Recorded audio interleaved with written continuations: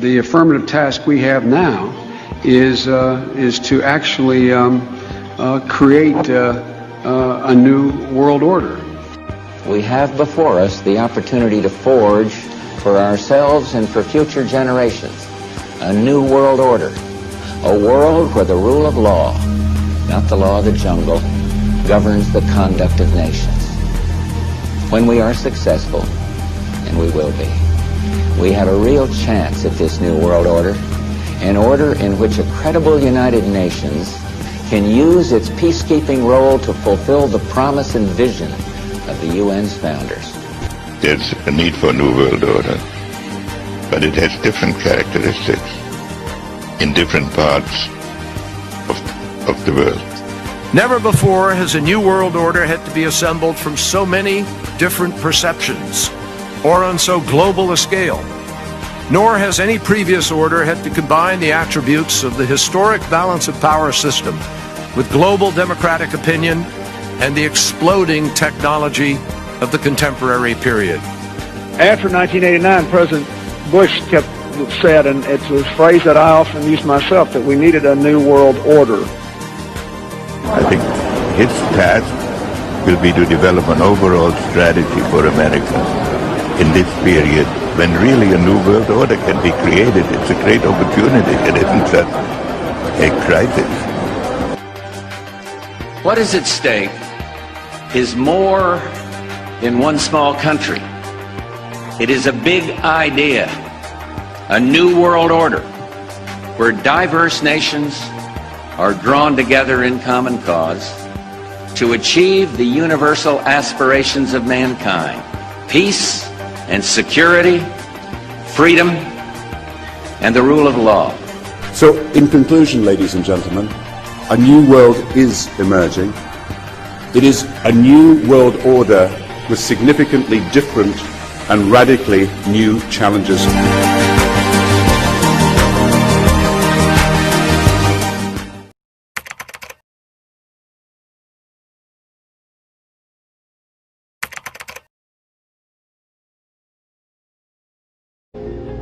We're here to talk about the end of the world. We stand on the brink of Armageddon, diseases for which we have no cure. Fundamentalist states who call for our destruction, nuclear powers over which we have no control.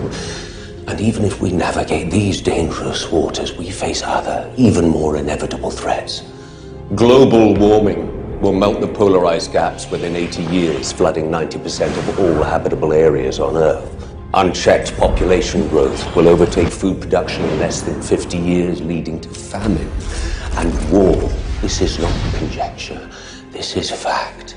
One way or another, our world is coming to an end. Now the question is, will we end with it? What do you propose? I propose that we end the world, but on our terms. An orchestrated apocalypse.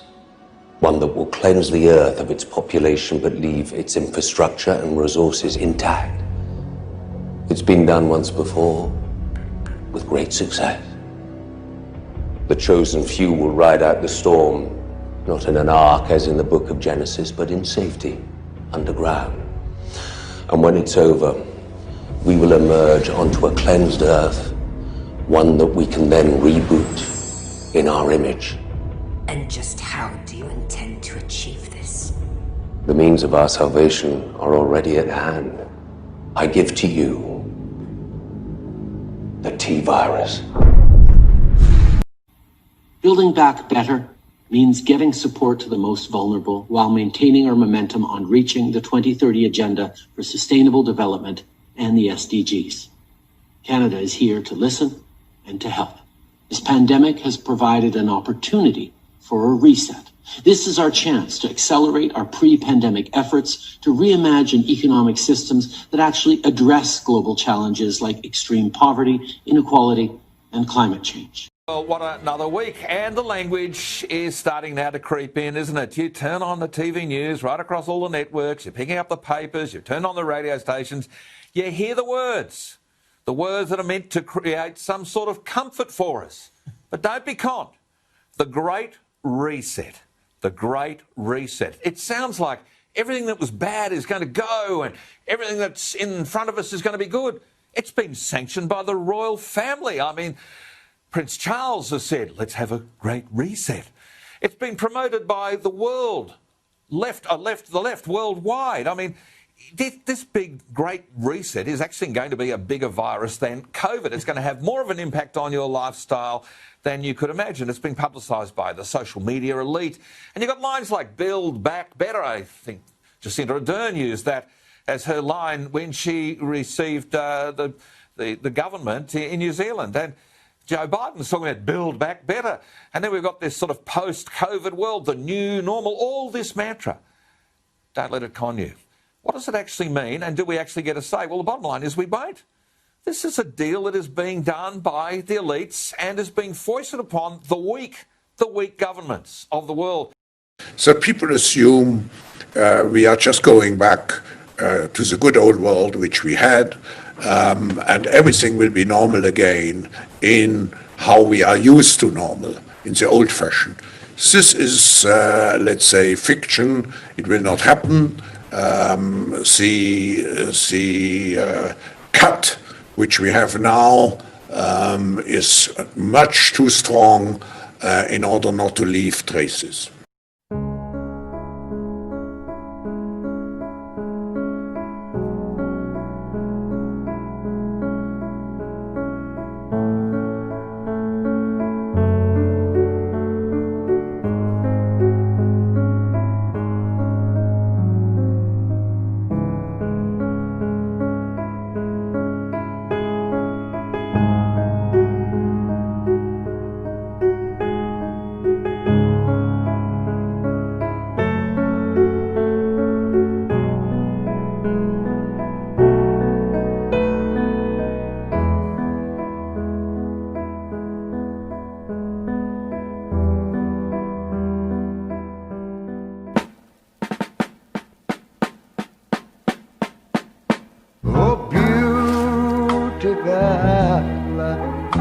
far spacious skies,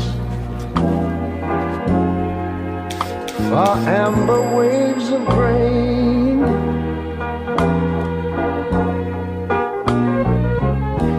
far purple mountain majesties.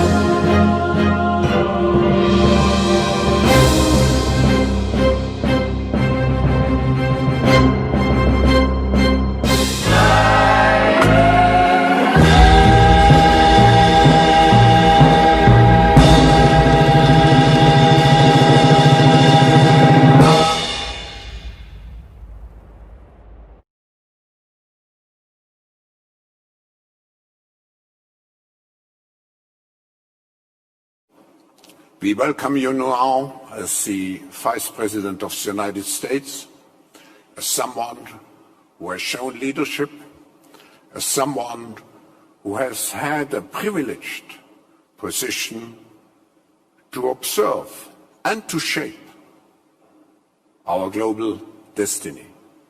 So we are very eager to hear from you. The fourth industrial revolution has one big challenge. It is the holding out of the middle class, which is a pillar of our democracies. So without further ado, please give a big hand to the Vice President of the United States, Joe Biden. Thank you.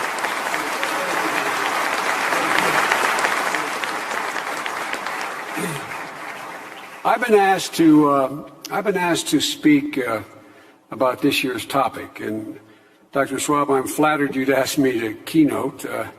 There's an expression in my old neighborhood back in the United States.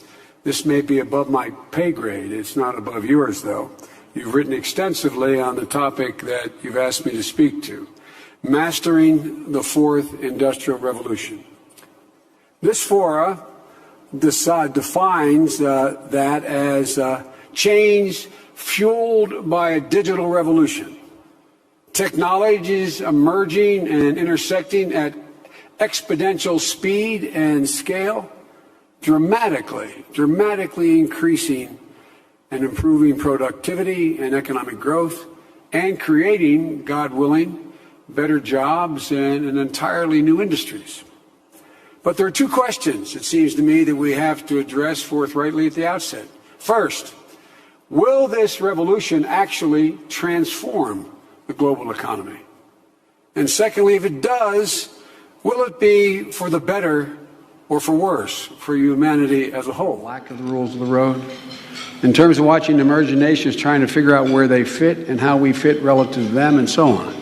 And so these institutions that the affirmative task we have now is to actually create a new world order, because the global order is changing again.